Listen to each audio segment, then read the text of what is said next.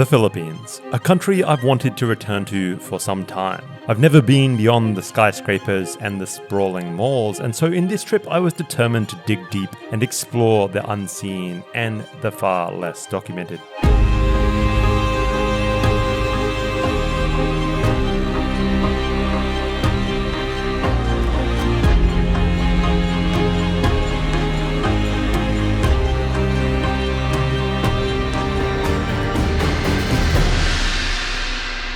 To start with, a food they call pagpag, scavenged leftovers, shaken off and recooked. It's not a delicacy, but a testament to survival and a harsh reality of inequality here. How often do you eat this?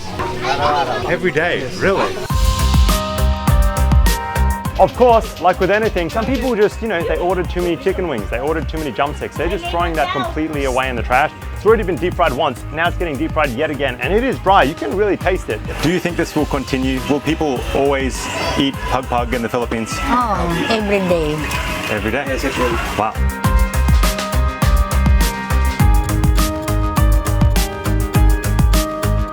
But it's kind of a way of life here in the slums. It's something that fascinates me. It feeds a lot of people here, a lot of really hungry people.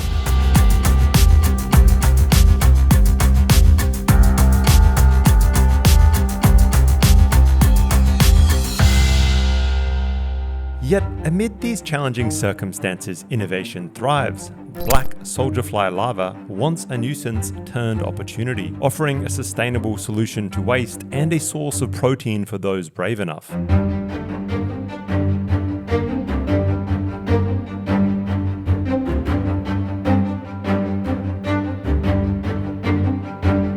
Can humans also eat this stuff? Of course, yes. Of course. And that's a bit of a weird, of course. Actually, I don't feel irritated when they're here. Yeah, maybe you're more used to it than me. Maybe. That's one also. They don't go in food. They don't go inside food? Yeah, because they're not interested in food. Oh, really? They're only interested in they're going to lay. And this is a good protein? Has a lot of protein? 45. 45% protein? Yeah. It is essentially a protein powder for agricultural animals? Yes. Wow. Definitely. So this could be used as pet food? Actually, yes. Pet foods.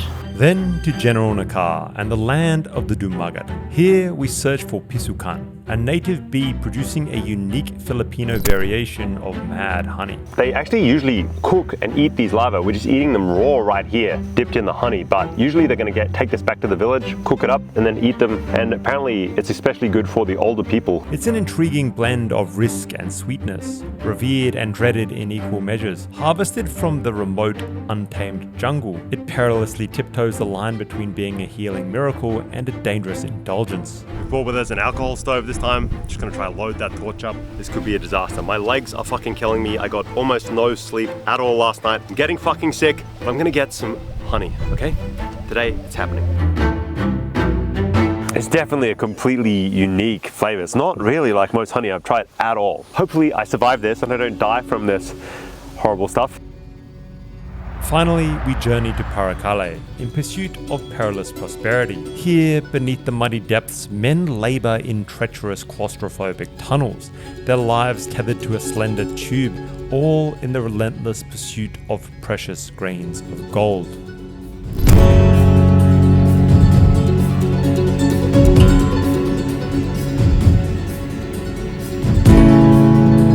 It's crazy.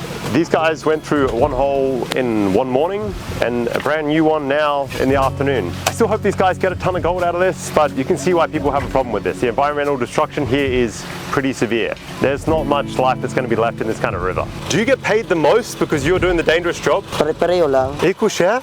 That's a rip-off. How come? And do you get gold every day? Wow, that's pretty cool. That's pretty compelling. What's the worst thing that can happen?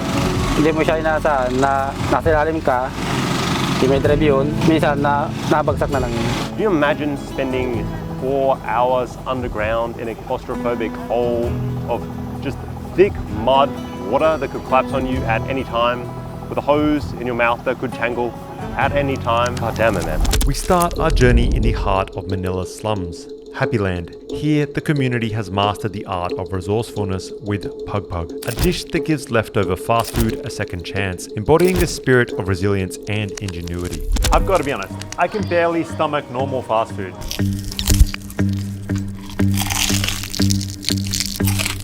I'm gonna be taking one bite of this burger and then I'm gonna throw it right in the trash. And here in Manila, the next step is someone's gonna collect that trash, they're gonna recook it, and that is called Pagpag. Bacteria, you will also get virus, and it's more on the technical side, but you could also get protozoans from it and different kinds of parasites. So you can die from dehydration from Pagpag foods. It's really risky to even try it.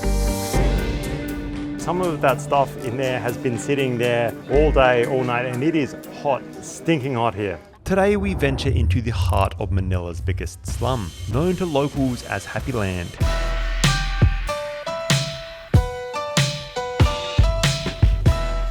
Here, amidst the poverty and desperation, a unique recycling economy still thrives. Everything from metal scraps to cardboard and plastic is salvaged and given new purpose. And then there's the food.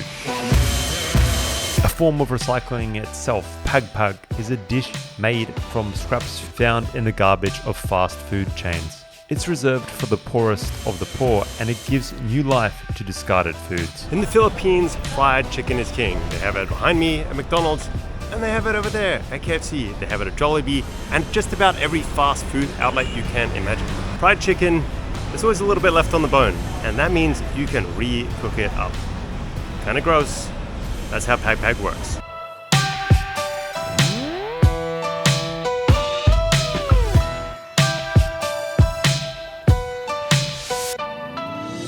So this is Happy Land, and man, is it hot. I mean, I suppose that it's everywhere like this in Manila, but there's something about this environment with just the noise and the heat and the people going past, the tarps that are over these slums.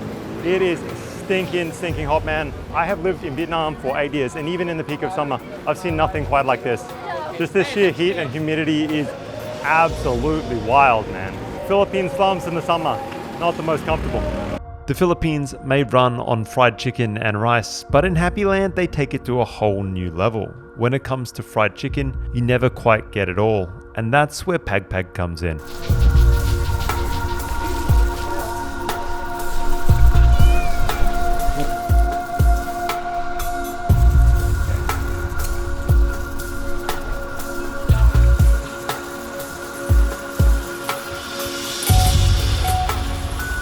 I don't really even think this stuff is safe, but it's kind of a way of life here in the slums. It's something that fascinates me.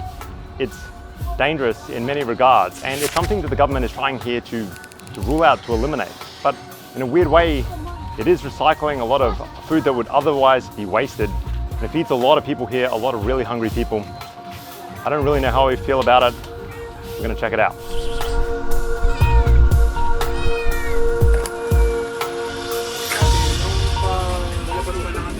That was, guys, is the sorting center for the Pagpag. It's picked up late at night and really early in the morning, primarily at Jollibees and KFCs. That's probably the most gory part of the step. That's how you turn trash into potential Pagpag. Sort of a form of recycling. All that stuff is getting reused and resold as well. The spoons, the sauce trays, the excess cutlery, that's all being cleaned to be resold. Even the cups are being reused here. I've got to admit, after seeing that kind of sorting process, there is nothing appetizing at all about this, and I'm far more concerned than I was previously. Some of that stuff in there has been sitting there all day, all night, and it is hot, stinking hot here. Let's see what the cooking process is like. Preparing Pagpag is a straightforward process. It's essential to ensure that these leftovers are meticulously cleaned to remove any unwanted particles and residual sources. Once cleaned, the next step involves seasoning. Generous amounts of salt is added to the chicken remnants. Flour is added to the mix. This flour acts as a coating, enveloping the scraps and the bones and making sure that we're ready for the next step, and that's to re-deep fry this stuff. So Annie behind me now is just right about to basically re-deep fry what is basically already deep fried chicken. Once remaining on it, there's still little bits of meat and batter that's left on the bone, and that is essentially what Pagpag is. It's like re-battered takeaway chicken. We're gonna have to find this out together. What is this gonna be like?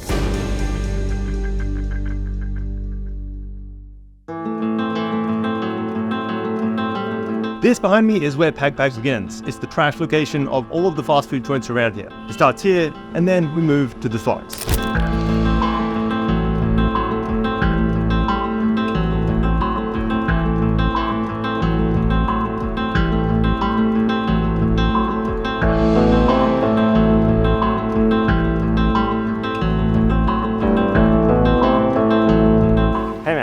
So you just bought some Pagpag. What do you think about Pagpag? Delicious. Delicious? How often do you eat this? Every day. Every day, really? What do you like about the Pagpag? It's affordable. It's affordable, huh? Okay, cool. Thanks, man. Magkano yung binili niya, te?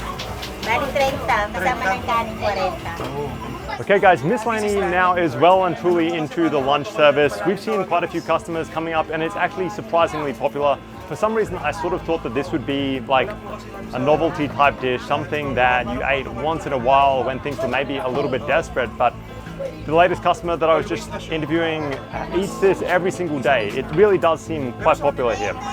And now the moment of truth. So I've bought a couple of chunks of Pagpag now and I'm pretty interested in trying it. I mean, it looks generally like KFC and I think she's been kind of generous to me. These chunks of Pagpag have a lot of chicken on them. So this is Jollibee that's being left over. I haven't seen any McDonald's yet or KFC, although I'm sure it is cooked. Usually it's pretty picked apart, you know, there's not much left. But like with any chicken bone, as you can imagine, there's like a little bit of meat in and around the joints. And so generally what they're doing here is just rebattering it and that's what you're gonna eat. Of course, like with anything, some people just, you know, they ordered too many chicken wings, they ordered too many drumsticks. They're just throwing that completely away in the trash. And they've been nice enough to me to give me these kind of like nice juicy chunks of Pagpag right now. So here we go, let's check it out.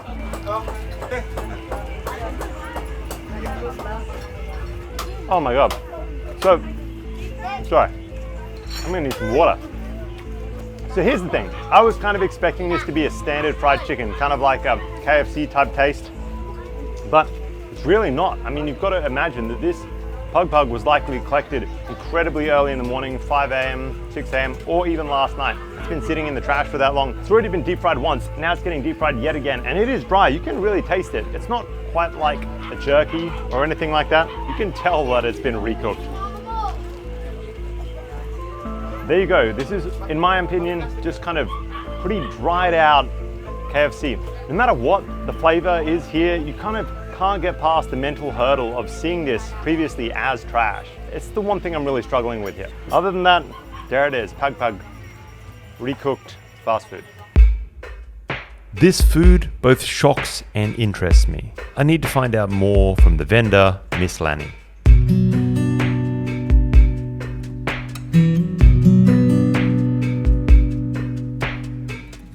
Hello, Lanny. Hi. Thank you for cooking me some lovely Pagpag today. It's okay. Thank you. Thank you. Can I ask, how long have you been cooking Pagpag like this? 2 years ago. 2 years ago. It seems pretty popular. A lot of people around here seem to be eating Pagpag. Yes. What do you think that people like so much about the Pagpag here? Kasi mura na at saka masarap pa.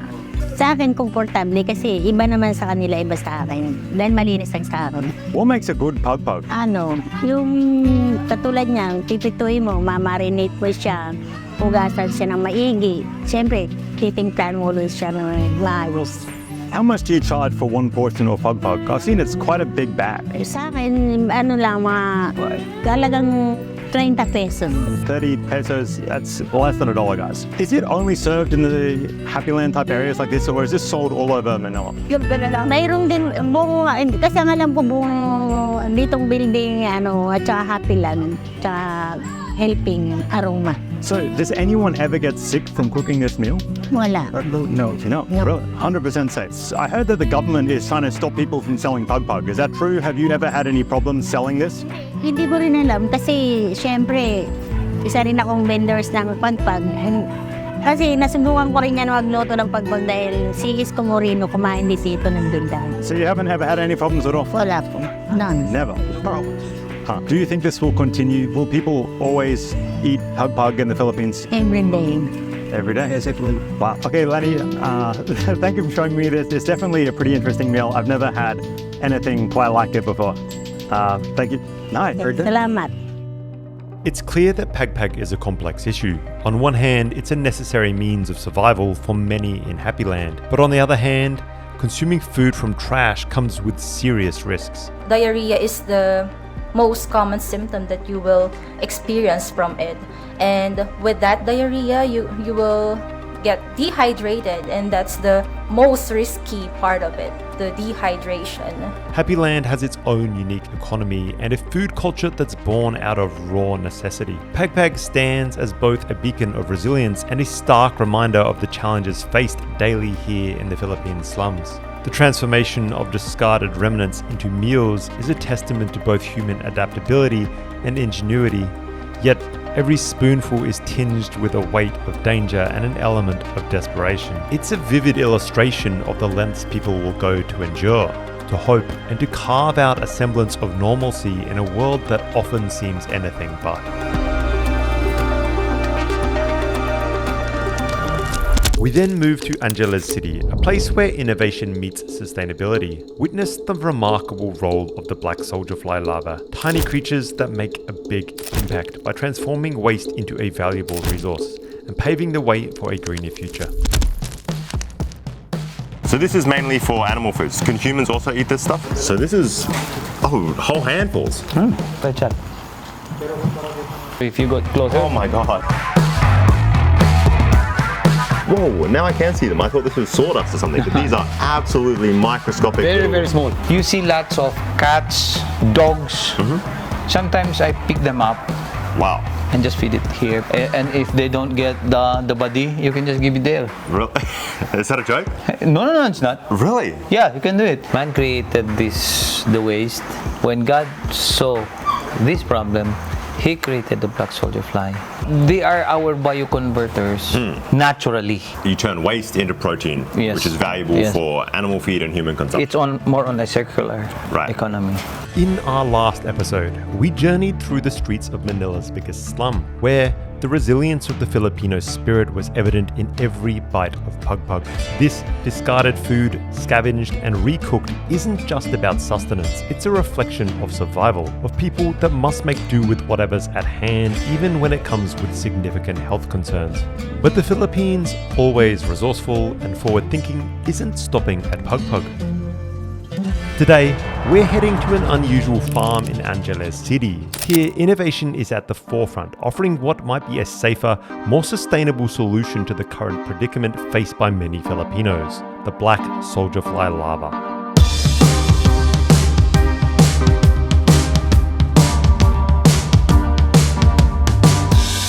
Much like Pagpag, the black soldier fly larva story is about transformation. These larvae, with their insatiable appetite, are not just decomposers. They're potential food for humans, for pets, for aquaculture, and for livestock. And in their wake, they leave behind a rich fertilizer.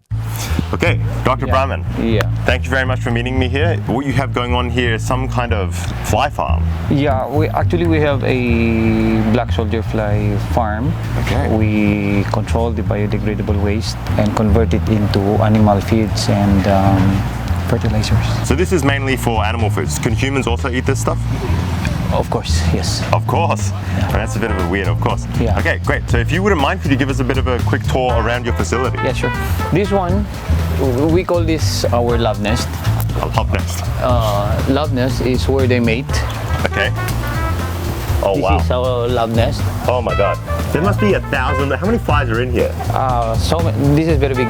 Actually, you have lots. There are a ton of flies in here. Here in this one, Okay. this is our boxes of larvae. Yep. And this is our mating. And you see them here. This is our eggs. All right. So how do these eggs work? Oh my God. These things go everywhere. How they are not shy? Yeah, they're not. No. But they don't go in food. They don't go inside food. Yeah, because they're not interested in food. Oh, really? They tend to put their eggs in crevices like this. Okay. So that it could be safe from other predators. So essentially, this is the final. Well, it's either the beginning or the end. Yeah, this is the beginning. This is the beginning. Technically speaking, these flies are clean. Clean. Yeah, because from the pupal stage, they hatch into an adult, meaning they didn't go to the garbage. They didn't go to the waste. Wow. So they're not in this stage for very long at all. No, it's no, mainly no, no. about It's more on reproduction. as clean as these might be. It's still kind of creepy having them crawl all over you. It's okay. Actually, I don't feel irritated when they're here. Yeah, maybe you're more used to it than me. Maybe that's one also. Okay, sorry. From the the love nest. The love nest, I love We scrape the eggs. Okay. We put them here. We call them the nursery. Yep. You have 4 days for them to hatch. Okay. And then we wait for 5 days before we put them there. Just 5 days? Yeah. Wow. Here. See, they're small. Whoa, now I can see them. I thought this was sawdust or something, but these are absolutely microscopic. Very small. We call them the doll. The doll? Day-old larvae. Oh. The black soldier fly, actually, it helps in the circular economy, controlling your waste. We are increasing our bio-waste. Here comes the black soldier fly to solve such problem. When they reach the 5 doll, Yep. we transfer them here. Oh, wow. That just looks like rice or... No, these are soya. This is soya Dust. Actually, it's a waste from one of the factories here. Okay, so we're going to get some of these 5-day-old larvae and we're going to put it directly on top of the soy.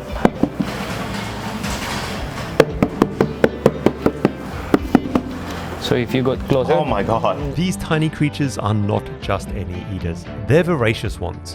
On average, a black soldier fly larva can consume approximately twice its body weight in organic matter every single day. If you can see the sizes, it's different. This one is we are harvesting this one. Then this one I think is 27. This is already more than 10 days. You turn waste into protein, Yes. which is valuable Yes. for animal feed and human consumption. It's more on a circular economy. And is there any foods that these can't eat, or can you sort of just leave them out here? It seems No. We give all rotting food. Oh wow! So any kind of food, right? Any. Wow. Sometimes it's also good if you have a funeral parlor, and if they don't get the body, you can just give it there. Really? Is that a joke? No, it's not. Really? Yeah, you can do it. For a ton of waste, you produce 20%. That is your larvae. So meaning, if you have 1 ton every day, you have 200 every day. You see lots of cats, dogs. Sometimes I pick them up. Wow. And just feed it here because the meat actually has a higher protein. What you have given today definitely will be of different kind of rotting food tomorrow. Okay. So it is very, very variable. Oh, there's a lot of variance in the feed. Yes. And that's good for the animal, good for the end product. Yeah. Okay. These larvae are packed with protein, making them an excellent alternative feed for poultry, fish, pets, and they can even safely be eaten by humans. Right. So this is whole handfuls. Oh my god! I'm going to start out with just a smaller amount. So this is like the crystallized form. Oh. But the larva itself. Yeah, it sort of tastes like salt or something. It's it's very dry. I've eaten a lot of bugs, and I'm used to kind of like a gush. But this is It's different. Very different. And this is a good protein. Has a lot of protein. 45. 45% protein. Yeah. And what's the rest of it? Fats? You have amino acids. Amino acids. And so this is largely used as animal feed, but obviously we can just eat it like this. Yeah. Because this is human prep. Right. The ones I have there are all animal prep. I mean, it's a bit of a neutral flavor, but... No. I placed some flavoring. Okay, that's probably why it tastes so good. Yeah. I put some flavoring there. God created man. Man created the waste. When God saw this problem, He created the black soldier fly. And what's the most valuable product from this? Is it the larva as the feed, or is it the fertilizer? Actually, both. It is endemic all over the world. Oh wow! Except the north and the south. So they can't handle really cold conditions. No. I see. And you said that you've got a number of these kind of plantations around the Philippines. Like, what is this a government initiative? Is it something you're doing as an enterprise? Actually, it's like something that you do for the environment, advocacy. Are you trying to get other people to do this as well? Yeah, actually, it's my 5th year now. Right. So you have to look for somebody who knows you and who knows what you are doing. And it's easier for you both to understand each other. But if you go to somebody whom you do not know, that's very, very impossible. Do you have any dog and cat food products ready yet? It is or just more like this? of a feed ingredient. Right, something you'd mix in with their feed. It's something like this. We can go and have a look in a minute. Yeah, sure. Okay. By turning waste into valuable biomass, soldier fly larva offers a dual solution: waste management and a sustainable protein source. This is the product. Wow. This is It depends on your nutritionist. How many kilos are you going to mix in 1 ton? So this is sort of minced Yeah. soldier fly larvae. Yes. For pigs and dogs. Pigs and dogs. This is another one. This is the organic fertilizer. Ah, I see. This one is 45, and especially in the chicken, you only need 18. Wow, this The is most. 45% protein? Yeah. Oh my god. It is essentially a protein powder for agricultural animals. Yes. Wow. Definitely. It could be a game changer. Not only are they addressing waste issues, but they're also providing a sustainable feed alternative, reducing the strain on traditional resources and hopefully reducing the need to rely on foods like Pagpag. The story of Pagpag is a testament to the value of every single morsel in the Philippines, a place where every bite counts and food scraps cannot simply be wasted. But with black soldier fly larva, a safer alternative is presenting itself. Here, innovation meets necessity, turning what was once waste into a valuable source of protein. In a country where many need it most, solutions like this offer not only hope, but a practical and sustainable path forward. From Angeles City, we ventured further, deep into the mountains of General Nakar. Here, the Dumagat locals have a special bond with nature, a connection sweetened by the unique and slightly intoxicating Pisukan honey, a natural treat that offers both a buzz and a glimpse into the rich traditions of the area. We are getting a bit of a honey hunting crew gathering together. Everyone's got their rain gear on. So if you drink a lot of this honey, you get drunk or high? Yes. Huh. Drunk. That's the same issue for me. I took about a spoonful and I felt lightheaded. It felt warm in the back of my throat, and then that feeling kind of dissipated. Filipino intoxicating honey. Holy shit, I don't want to waste it. This time, fucking honey. Let's go. Welcome to General Nakar, a rugged mountainous region of Luzon, Philippines, where the Dumagat, an ethnic minority group, live a remote existence. They farm and they hunt for wildcats, jungle fowl, and occasionally the prized Pisukan honey. Today's mission is to hunt for and collect Pisukan, a Filipino version of mad honey, a sort of naturally fermented, alcoholic, intoxicating. I don't really know what the correct word is because really there's not too much information about that stuff. But the locals here of the Dumagat tribe find this honey at this time of year to have some kind of intoxicating property. So let's find out how it goes. I kind of like the hat umbrella that my porter has. Wish I had a hat umbrella. The Pisukan bee is a variety of Asian giant honeybees found in the mountainous regions of General Nakar. But in these remote regions, the honey can take on odd properties. The Dumagat mainly harvest the hives for the larvae, using the honey only as medicine for severe coughs and flus. And although it is used here recreationally to get a high, I'm told it needs to be done carefully. This stuff, you see, packs a punch. Ingesting too much can cause dizziness, blurred vision, nausea, and vomit. Magano lang, yung normal lang yung kanyang pagka, yung hilo lang, hilo. And again, there they refer to it as hallucinogenic honey. I don't think you could really drink too much of it. One old lady warned me that if you drink one large glass, you may not be able to walk for 2 entire days. This could be a disaster. My legs are fucking killing me. I got almost no sleep at all last night. The Dumagat tribe that harvest this honey live high in the most mountainous area of General Nakar. This region is remote, and the only way in or out of their villages is trekking. And it's crazy to think that I was at one point complaining about Hamburger Hill. One story that I heard about the Dumagat on the way here is that they actually trap for feral cats in the jungles here. The way they do it is they first trap a monitor lizard and they use that as bait. And then with that bait, they trap for a feral cat. And they eat it. Sounds kind of scary if you ask me. The Dumagat utilize pack horses as the trails are thin, muddy, and treacherous. But hearing about this honey has my curiosity piqued, and so I arranged lodging with a nearby homestay at the bottom of the mountain.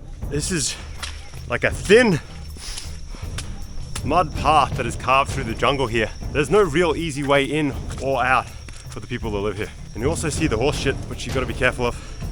The next day, after several hours of trekking through the rain, we finally reached the village. But now that the rain has set back in, I should have bought my own hat umbrella.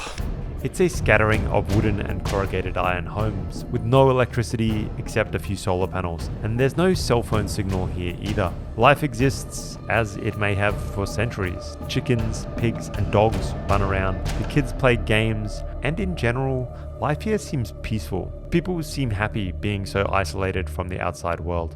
So here is the depressing reality. We've now trekked to the top of the mountain, but rain has really picked up and we are unable to trek to the location of the honey hive that we were originally planning. Things are on hold. Kinda lame. Things take a turn for the worst. Thunder rolls in and rain picks up, and it is cold here. Despite being peak summer, it's a stark contrast to the sweltering heat of the slums in Manila. I'm told there's about a 50-50 chance that we actually get some of this Pisukan intoxicating honey.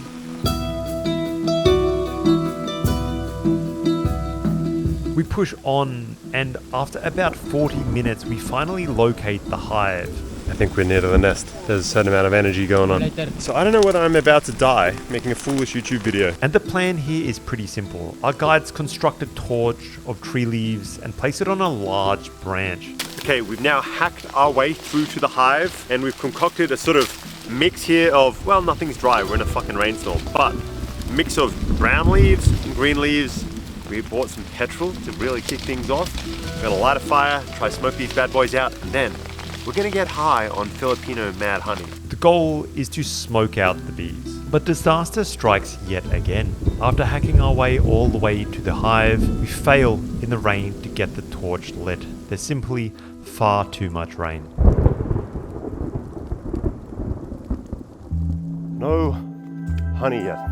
What happened was our torch, our smoker, eventually it went out as the sort of storm picked up, harder rains came in, and we essentially ran out of light. So 5 p.m. here, we had to call it. We woke up this morning and it's a little bit brighter. I'm still a little bit scared of the rain. It seems to just be coming and going here pretty hardcore.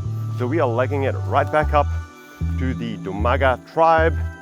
Hopefully they too actually honey. Hello, morning. Welcome back. Yes, yes. The trail was even worse due to the rain, but we press on, and this time the weather holds back just enough. Today we're back yet again. We've made 2 brand new smokers, I guess, sort of tacos of dried and green leaves. Everything is still soaking wet. I've got to admit, I'm a little bit apprehensive. Petrol did almost nothing yesterday. We do have an alcohol stove that I have sort of emptied out into smokers, and I'm just praying because this storm really looks like it's coming in yet again. I'm praying that it holds up. I think if we get an hour out of this with little to no rain, we're good. Otherwise, who knows?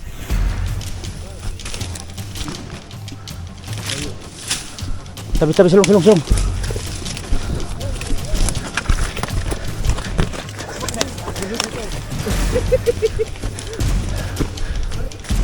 Bees didn't really like it. It started kicking off, so we all legged it. I don't know. There's a lot more smoke than yesterday. There's way less rain and the wind is not too strong. I'd say we have much better chances.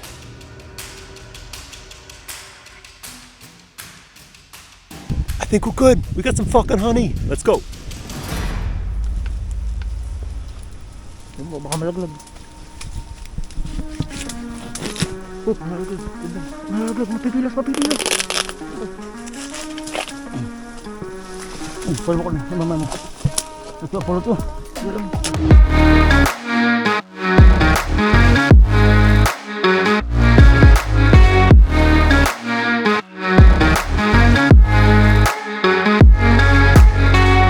Alright guys, we finally did it. 4 or 5 hours of trekking, 2 days, battling the weather, fires that didn't want to start, thunderstorms, way out in General Nakar, Filipino mountains. We finally have a comb of Filipino Pisukan intoxicating honey. And this is a giant ass comb. Let's find out what it tastes like. Fuck yeah, Pisukan. Okay guys, here we go.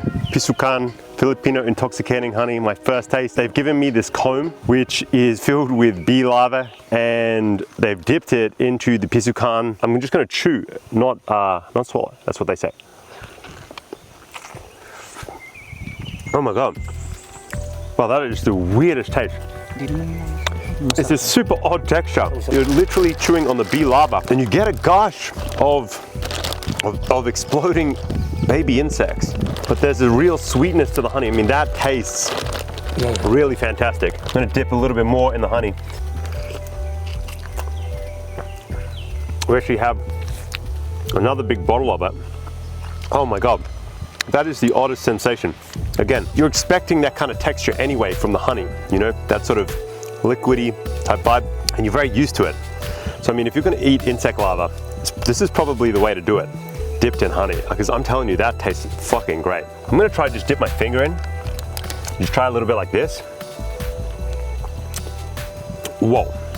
That is some of the sweetest honey that I've ever tried. Really amazing how liquidy it is, and so far I don't have any sort of overly intoxicating feelings. After trying the honey, I set out to learn a little more and ask the hunters a few questions. Okay, I am here with Makar, Master Honey Hunter. Dude, good job. You finally came through. Is this a big honeycomb? Are you used to getting this much? This seems like a really big hive to me. May malaki pa sir diyan. Man, that's crazy. So there's bigger ones like this. And do you usually eat it like this with the larvae in there? You sort of like the flavor of the baby bees? Itong loob nito, ito yung pinakang itlog na ito niluluto namin ito, ginigisa namin. At ito, kumbaga sa aming mga matatanda ay malakas ang resistensya. Man, that's crazy. So they actually usually cook and eat these larvae. We're just eating them raw right here, but usually they're going to take this back to the village, cook it up, and then eat them. It's especially good for the older people because, I don't know, it has a lot of nutrients that help them survive. So if you drink a lot of this honey, you get drunk or high? What's the deal? Yes. Huh. Drunk. How much do you have to drink to get drunk? Almost 1 bottle, sir. 1 bottle, and you get drunk. Hindi naman sir yung na talagang makalalasing na para yung alak. Ito, pag ito yung sobra, ito lang, kumagano lang, yung normal lang yung kanyang yung hilo lang. Ito po may panahon ito. May panahon ito na pagka-harvest nito, tuwing Abril at Mayo. Kaya nga lang po, nagkataon po ng ganitong panahon, mayroong natsimpuhan na may doong kumapit. Iyan po ay inalagaan. Inalagaan na yan, binantayan para hindi umalis. How frequently do you eat this? And do you like the feeling of getting high from this honey? Pag po mayroong nakukuha kami, saka po kami nakakakuha ng niluluto namin. At tapos po ito, yung iba naman pong itong mga mayroong katas nito, ito, gamit din namin na sa mga bata, yung may mga ubo, may mga nagkakasakit, ginagamit po namin sa ubo, sipon. Minimix namin para pag mga inuubo nga, yun ang pang-inom sa bata. Kind of like a hallucinogenic medicine, you know, just for your kids. Sounds nice and safe. Tell me a bit about being like a dumagat person. What are the differences in the way that you guys live versus regular Filipinos? Kami po mga katutubo na katutub dumagat ay kami po yung sa mga pangangailangan sa mga Katagalugan, iba po sa amin. Katulad po ng ganito, hindi po hirap po nilang magaya nito. Ito magaya nila yung pangunguha namin ng gantong pisukan. Tapos po sa mga pagkain po, iba po yung kanilang ginagawa, hindi po nila nakakain ito. Sa pagluluto ay hindi po nila alam. Pero kami po, ito kadalasan po, aming kinukuha itong ganito, papagpagin namin, tsaka namin gagawa nga namin, hihimayin namin, aming iluluto. At ito po, pinaparte-parte po namin sa aming tribo. Pinaparte-parte namin, nahati-hati kami para kami lahat ay makakain. Isa rin sir yan sa pinagkakakitaan. Isa rin po na sa pinagkakakitaan ito. Pag po kami may nakakuha kami nito, kada isang boot, binibili po sa amin ng mga 150, 100, para pinagbibinta namin sa patag. Alright guys, thank you very much. Finally, we came through. Successful honey hunt. Worked out really great. Thanks for showing me this side of your culture and for letting me get high on a little bit of honey. That was fun. This is what I'm most interested in about because I've seen previously what they call mad honey in Nepal, and my friend Sunny's shot a lot of stuff with that. And so I wonder if it's the same kind of effects that are going on. Man, I think I am starting to feel a little bit of that. I don't know whether I'm delusional from 2 hours worth of hiking or I'm finally getting a little bit of a kick. That was, I'm definitely starting to feel a little bit dizzy. I decided to dial up my buddy Sunny, who's had a taste of the infamous Nepalese mad honey. I'm not sure if it's apples to apples, but there is definitely something similar going on here, and I was pretty keen to compare. I think I discovered mad honey in the Philippines. That's pretty cool, right? They have it in the Philippines? I had no idea that mad honey existed in the I've heard of mad honey in Turkey and in Nepal, and that's it. That was the same as me, because the only way I'd ever heard of it was from you, watching your channel, hearing about you going on Rogan. A little bit of a taste, because this is mad honey. I was hoping you could maybe tell me about your experience with it so I can kind of compare and see if this is really the same kind of stuff. When we went there, we saw huge hives that were jutting from the mountain, and they were covered the whole time by bees until the smoke started to hit. Initially, the bees went on this crazy frenzy for about 10 minutes, stinging the shit out of everything.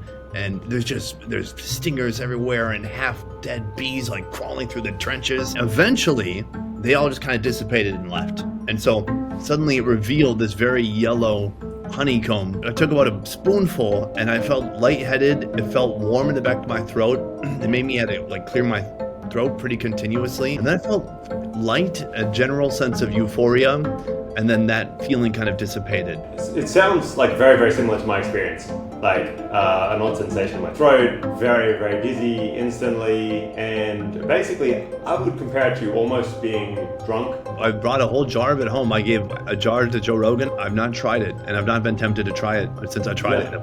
Maybe we can try it together sometime. We can compare and contrast the Filipino mad honey to the Nepalese mad honey. 100%. That sounds like a terrible idea. Let's do it.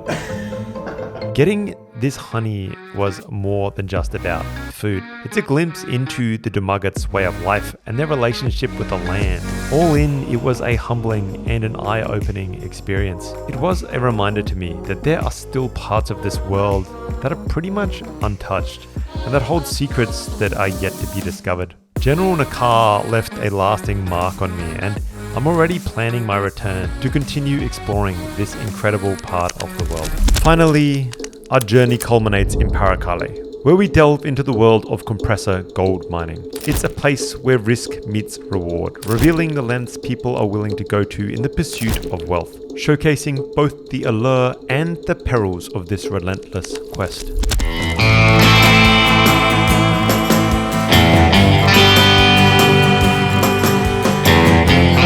Today, we are exploring the illegal compressor mining that happens here in Paracale province in the Philippines. It's right on the beach. It's a beautiful spot, but this that's happening behind me looks kind of dangerous. And well, let's check out how it goes down. The pursuit of gold can lead to great prosperity, but it often comes at a great cost. Nowhere is this more evident than in Paracale, Philippines.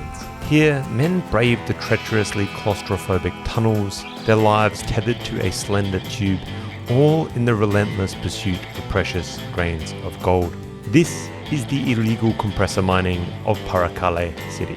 I still hope these guys get a ton of gold out of this, but you can see why people have a problem with this. The environmental destruction here is pretty severe. There's not much life that's going to be left in this kind of river. Do you ever run into problems with the government here? Hindi naman ah. That's pretty good. In this small town, nestled on the coastline of Bicol region, gold mining has been a way of life for generations. The work is grueling and dangerous, and the rewards are often small. But for those who live here, the allure of striking it big, along with not having many other options, draws miners who risk their lives every day in the pursuit of a better future.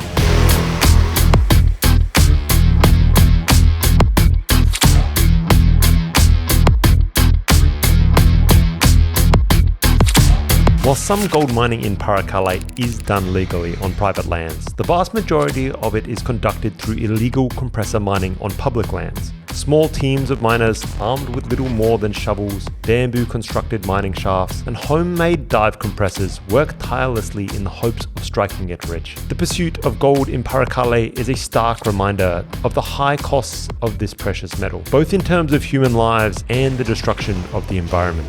The things that can go wrong is the walls can collapse, the air can go out. Hindi mo inaasahan kung anong pwede mangyari sa ilalim.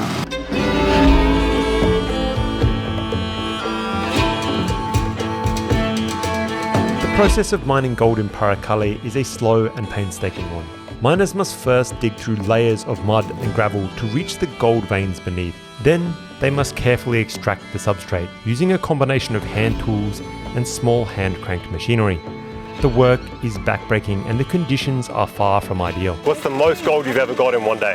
10 grams. 10 grams. 10 grams is the most you ever got in one day. That seems really good. That's a lot of gold. Once the correct substrate for gold is detected, divers will continue to excavate large amounts of it for further processing and panning. So I was not expecting that at all. Essentially, we've sort of just placed the bamboo support cage in place, and this diver just descended into nothing. What I thought was just mud, and he's completely disappeared into, really, I thought it was like ankle deep water, but he must be quite a way down there already. So they're sort of, I guess, gonna dig out under the cage and then keep lowering it further and further and further as he goes down. At least that's what I think. Who knows? This excavation work is done underwater, and each dive can last for more than 4 hours.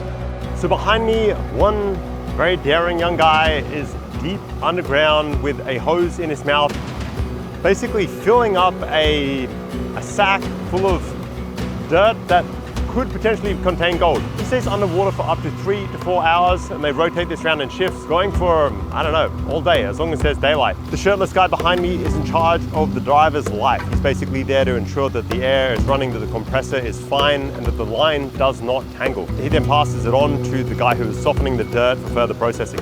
He's basically just mashing it into the side of this barrel that they have there, and the idea behind that is to soften it up so that you can then pan it and check if there is gold in the dirt.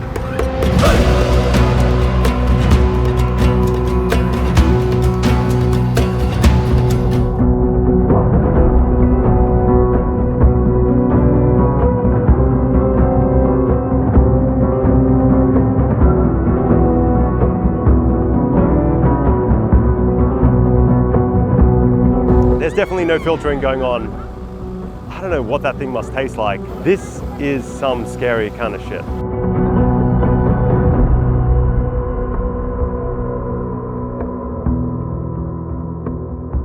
I have to admit, nothing seems scarier to me. If you are claustrophobic at all, this would be an absolute nightmare job. Just watching it gives me shivers. The conditions are dangerous as the mud walls can collapse at any time, burying the divers underground and underwater, completely cutting off their air supply. Sa ano yan, minsan ay natapag yung balloon.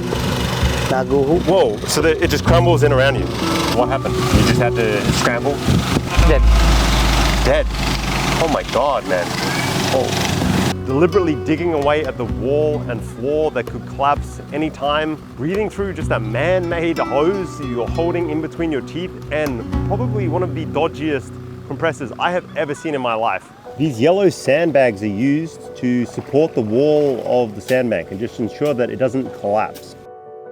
Just supported by a bamboo frame for maybe 1.5 meters, 2 meters tops, and you just keep going down after that. The clay under the first 2 meters is just hard enough to support the wall itself. At least that's the hope for the guy underground with a tube in his mouth. Does the oxygen ever stop coming to you? Do you ever lose air? No, wala siya. Whoa. So hole number 1, kind of a dud. Hole number 2 has been begun.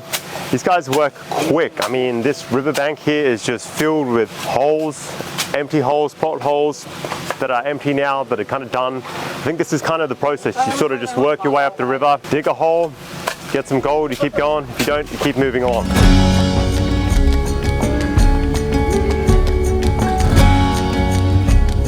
And so there you can kind of see why this is very controversial and probably why it's illegal. I mean, the destruction to an environment like this, it's crazy. These guys went through one hole in one morning and a brand new one now in the afternoon. And it's a little bit of a pity. This area is stunning in Paracale. We're sort of not that far from the beach, maybe 1 kilometer inland from the beach. It's a really, really pretty corner of the Philippines. Despite the risks, the lure of gold continues to draw these miners to Paracale, and they work tirelessly to extract the precious metals from the earth. How you doing, man? That kind of looks crazy. Is this kind of mining dangerous? Delikado din. What's the worst thing that can happen? Hindi mo siya nasa ilalim ka, di may drive yun, minsan nabagsak na lang yun. Has that happened to you? Hindi pa man. No, never to you? Never happened. That's pretty lucky. How deep down do you go when you go down? 7 to 8 feet. 7 to 8 feet. How many people have you seen die? Isa pa lang? One. What's the feeling like when you're underwater? What's it feel like when you're trying to dig around? Pag nasa ilalim mo kasi ng tubig, madilim yun. Hindi mo inaasahan kung anong pwede mangyari sa ilalim. What does the air taste like? Isn't it weird breathing through a tube? Oil. It tastes like petrol. Man, are you always mining in an area like this, or are there other areas that you mine? You know, in a forest or at the ocean? Marami din. Sa kuan. Minsan sa bundok, bitahan naman yun. Tapos, kuan din sa dun sa Malagit. Who do you sell the gold to? How do you make the money out of this? Doon sa financier namin, financier kasi kami dito, yun nakakuha na sa amin ng ginto. Anyway, thanks for the interview. I hope you get a really big score of gold one day. Thanks. As the men dive, older women and younger children pan the riverbeds downstream of the divers. They do this to look for flakes of gold, dredged up by the mining teams, but that have passed through undetected. The lady behind me is doing the most basic form of gold mining you could, and that is essentially just digging up the riverbed and panhandling for gold. And to be honest, that's the one I'd go for. I wouldn't want to dive down into that claustrophobic hole. That sounds horrible.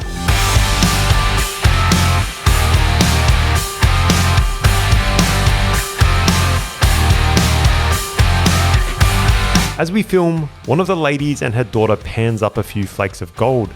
So here's an update. Grandma is scoring all of the gold, and the compressor divers, nothing. That's the hole that they were diving into, and now they're starting a new one over in the corner. These guys are quick. We're just watching here, and this lovely old lady has finally managed to get some gold. I just think this is the coolest thing. She's been panning all day long, and it's just a few tiny specks of gold flake, and that's what they're out here for, you know, all day panning away, in some instances going down in incredibly dangerous holes, and now she's finally got some gold. How long did it take you to get this gold? Mulang alas 7 hanggang ngayong lang, tanghali. How much is this gold worth? Mga 300, ay wala naman itong 300. 100 to 300 pesos. Congratulations, thank you very much. I'm really happy for you. It's cool to see this working out. The gold that the old lady got, 300 pesos, is maybe about $5. I imagine if she gets that in one day, $5 a day, best case scenario, $10 a day.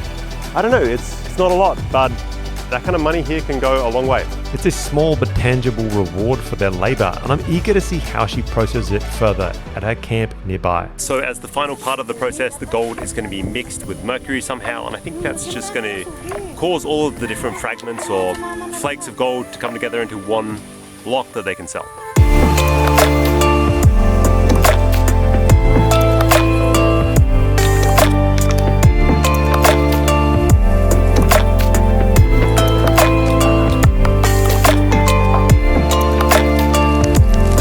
So there you have it, guys, 1/4 of a gram of Paracali gold for one day's work. It's a tough life, but this is some fascinating stuff. Hopefully you guys enjoyed. If you liked this episode, please subscribe. Fascinating episodes coming soon. Thanks for watching.